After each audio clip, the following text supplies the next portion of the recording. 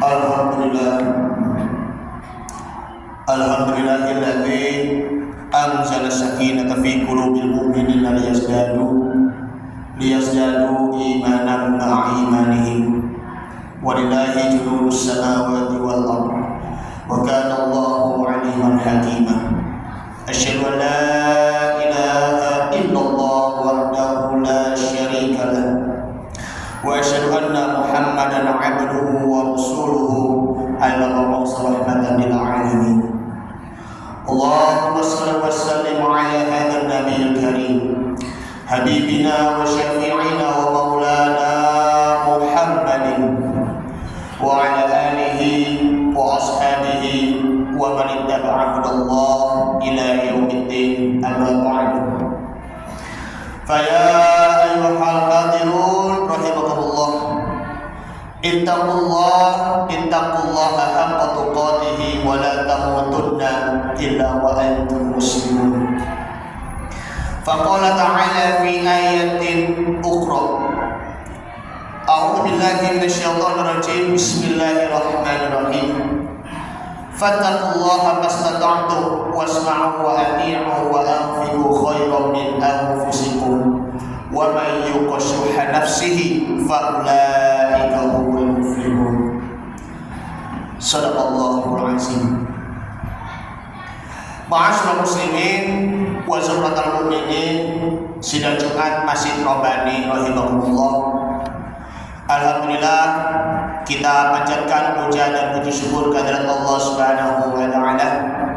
Allah masih memberikan curahan nikmat yang tak terhingga bagi kita semuanya, yaitu adalah nikmat iman dan nikmat Islam, dan tak lupa nikmat kesehatan wal afiat, sehingga kita dapat berkumpul kembali di masjid yang kita cintai ini. Mudah-mudahan amal soleh kita selama hidup kita diterima oleh Allah Subhanahu wa taala. Amin ya rabbal alamin.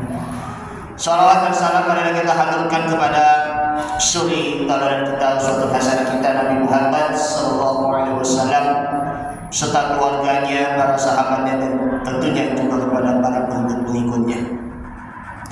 Khotib berwasiat kepada diri pribadi khotib, mari sama-sama kita tingkatkan kualitas iman dan Islam serta takwa kita kepada Allah, serta kita tingkatkan amal soleh kita dari hari ke hari, dari tahun ke tahun.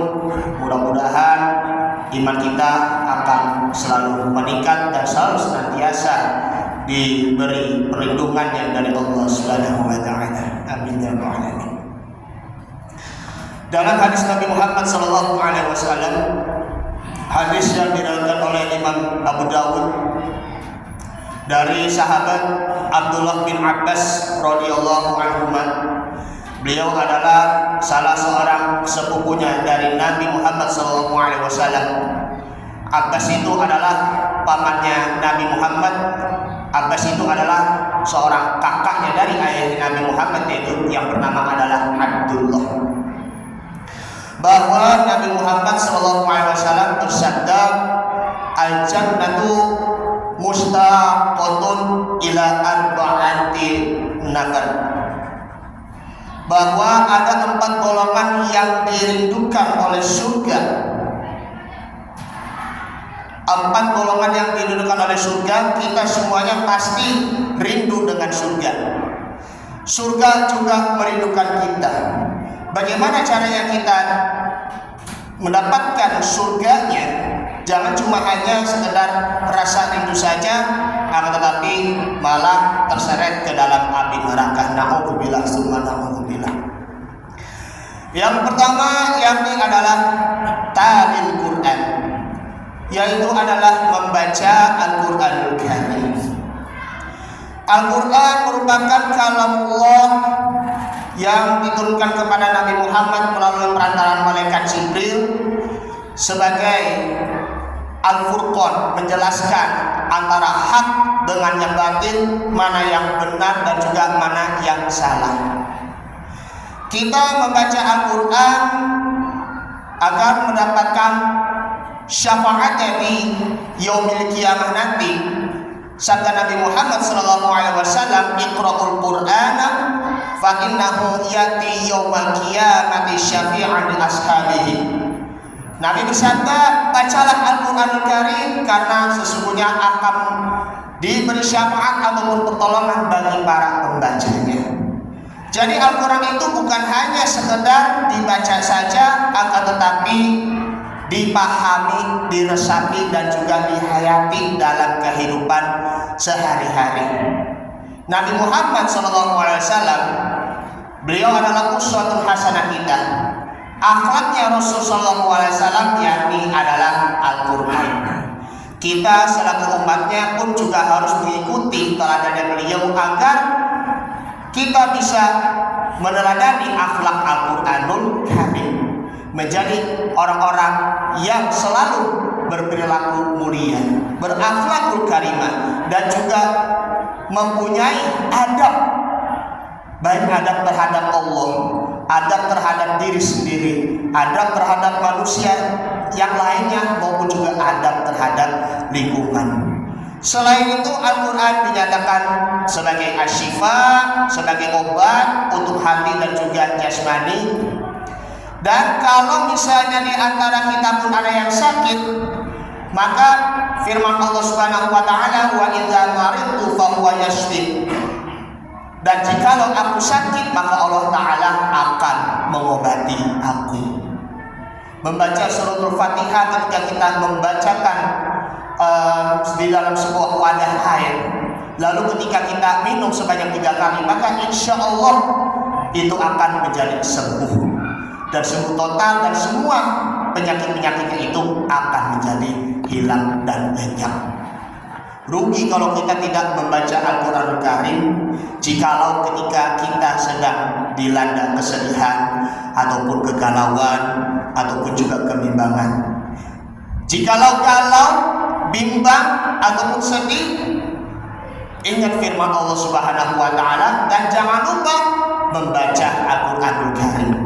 Suatu saat ketika di alam kubur nanti, Al-Qur'an akan menemani kita di alam kubur, menerangi kita dan juga melapangkan alam kubur kita. Serta Al-Quran dapat menyelamatkan kita dari siksaan api neraka dan membawa kita menuju ke surganya.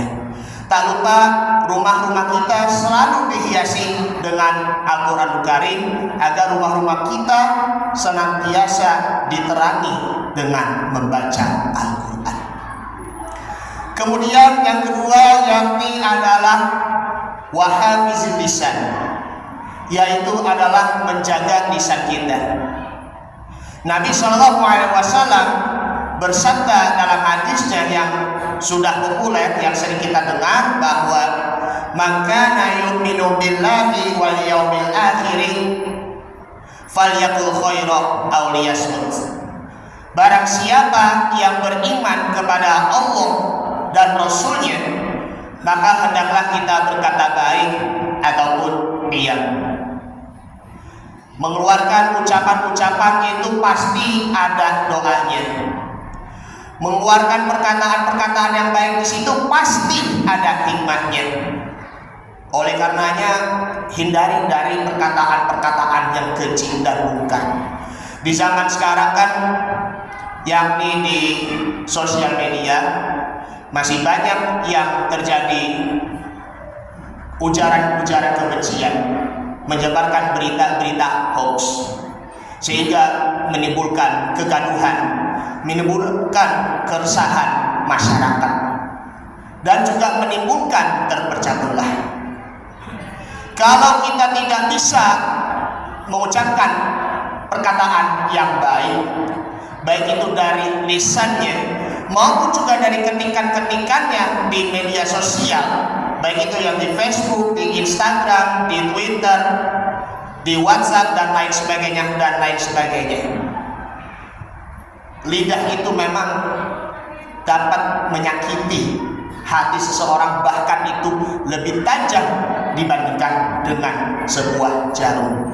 Allah Subhanahu wa taala berfirman dalam Al-Qur'annya surah yakni Al-Ahzab ayat yang 41 bahwa ya ayyuhalladzina amanu taqullaha wa qulu qawlan sadida.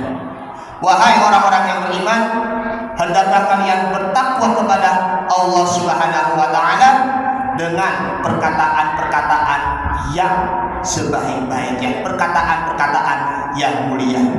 Surah Al-Ahzab ayat 71. Dalam sebuah kisahnya, Luqmanul Hakim dia diperintahkan oleh majikannya untuk menyembelih seekor kambing. Karena majikannya tersebut dia ada tamunya. Kemudian Luqmanul Hakim dia melakukan untuk menyembelih. Namun yang ia ambil di situ adalah hanya lidah dan hatinya. Dan akhirnya Luqmanul Hakim dia memasak lidah dan hati kambing itu hingga disajikan sampai majikannya itu berkata, "Wahai Luqmanul Hakim, kenapa engkau hanya menyuguhkan atau memasak yaitu lidah dan hati sapi kambing saja? Coba ganti yang lain." Nah, seperti itu. Nah, akhirnya yang keduanya Luqmanul Hakim menyembelih lagi kambing. Namun yang ia diambil itu hanya sebagian besarnya saja, sedangkan lidah dan hatinya itu pun dibuang, lalu dihilangkan kembali, lalu kasih tunjukin kepada majikannya. Lalu majikannya itu pun marah, "Luqman, kamu kenapa sih menunjukkan kakinya itu seperti itu? Kenapa sih? Apakah kamu mempermainkan aku?" Lalu Luqmanul Hakim berkata, "Wahai Tuan, tidak ada yang lebih baik kecuali kalau lidah dan hatinya itu pun baik. Sebaliknya, wahai Tuan, tidak ada yang lebih buruk kecuali kalau lidahnya dan hatinya itu pun akan buruk pula." Oleh karenanya, sebagai seorang muslim, kita harus menjaga lisan kita semampu kita, agar kita bisa menjaga perasaan orang lain dan juga kita saling menghormati dan juga menghargai. Kemudian yang ketiga, yakni kita harus mut'imul ji'an, bahwa kita harus memberi makanan kepada orang-orang yang lapar. Ini pun juga merupakan cirinya orang yang dermawan.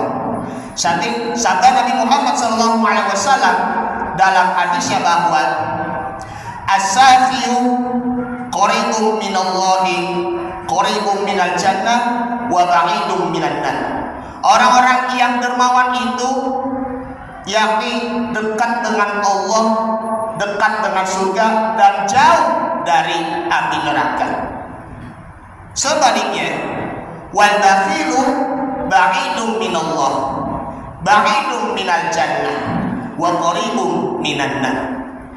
Orang yang bakhil ataupun pelit jauh dari Allah, jauh dari surga dan dekat dengan api neraka.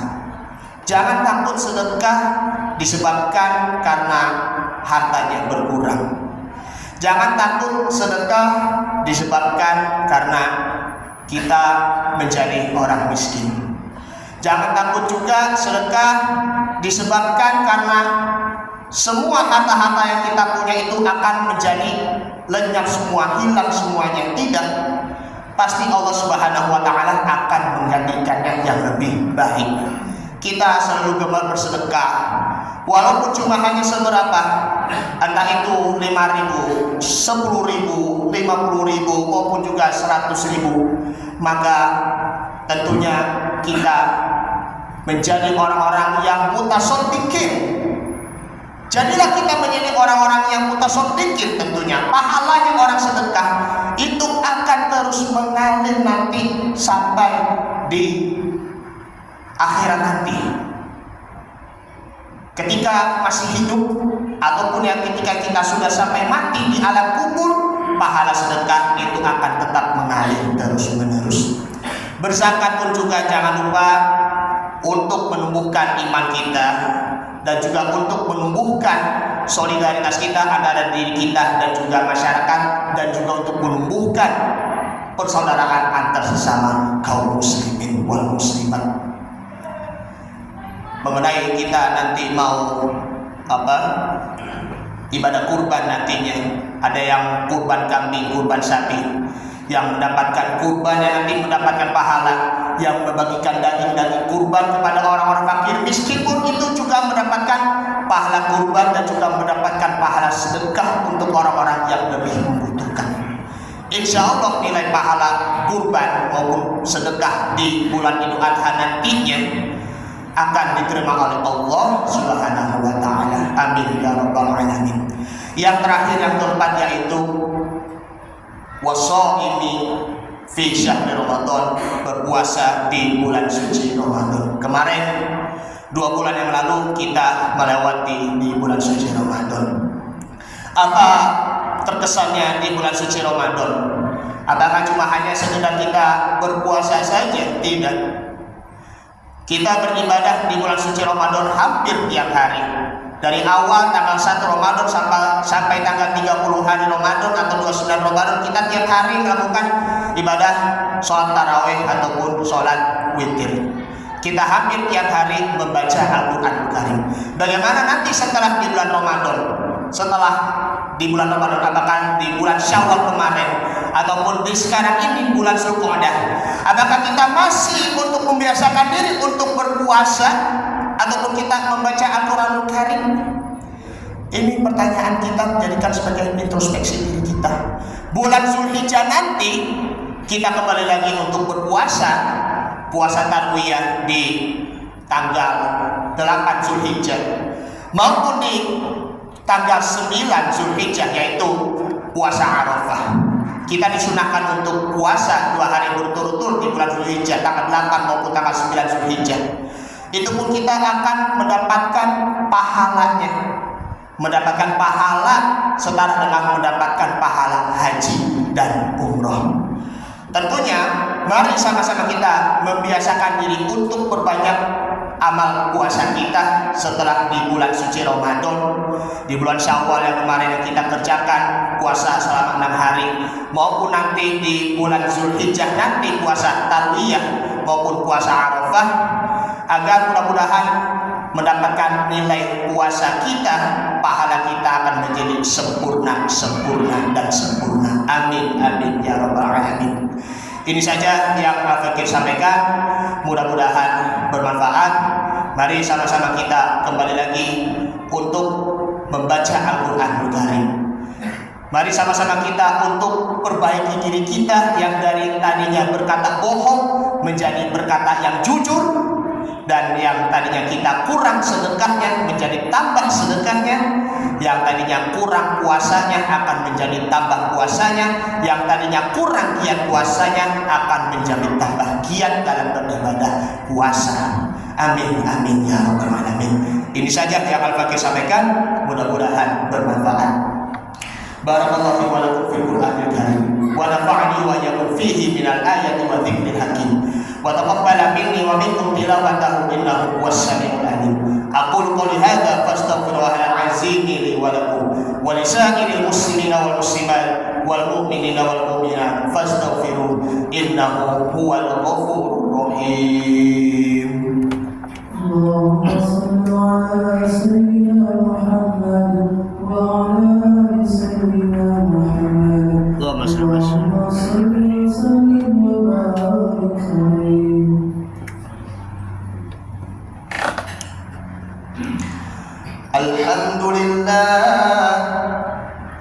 Alhamdulillahilladzi amarna bil ijtihadi wal i'tisami bihablillahil matin. Asyhadu an la ilaha illallah wahdahu la syarika lah. Iyyahu na'budu wa iyyahu nasta'in.